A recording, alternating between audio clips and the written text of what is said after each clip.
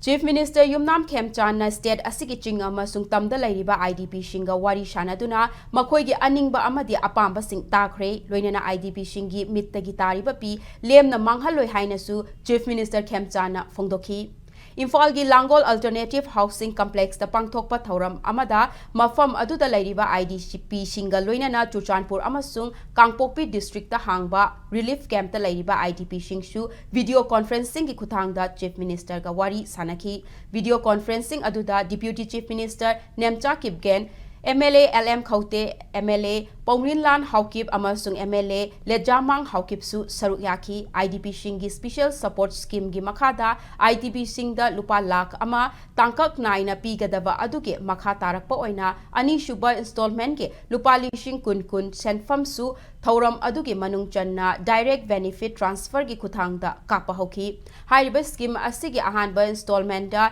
imung lishing mapan ga chahum tara mari da lupa lishing kun manga hana Fanghan Krabani, what horiba imung chamri kuntra mari da su lupalishin kun manga asi fanghan ba hokre, ngasi ani shuba installment ki oina lupalishin kun kabliba asina imung lishing mapanga chatret nifuni pandani hairi loinana IDP.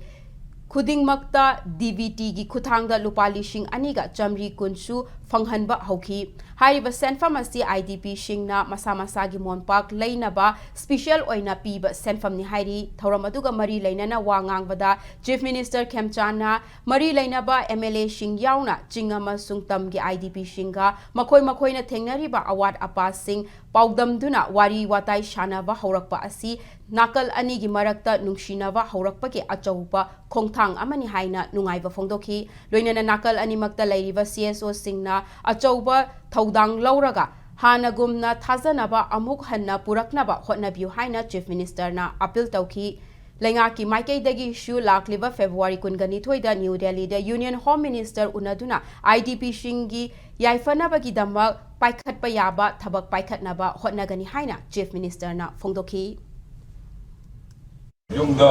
handan bay abage infok to biro sagi pung bari haizabutai IDP singi damakta thong launa hangdra legani yum handanba yaba singdu handan biraga lemo riba singdu su karba kanda handan bay yaga ge haibagi bay akan mathabak jada jari angam mamateng pangjage singi sinau sinasu swaina cooperation bidana virtual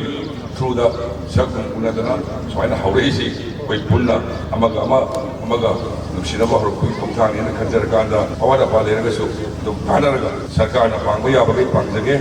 athuba matamda sangnaba honajage honanaba sarkarna akwana sinjari trust division nama leibudu kognaba honabada IDP da leibiniba Sali se sinau singsu jinga masung tambi CSO singsu mateng pangbiyo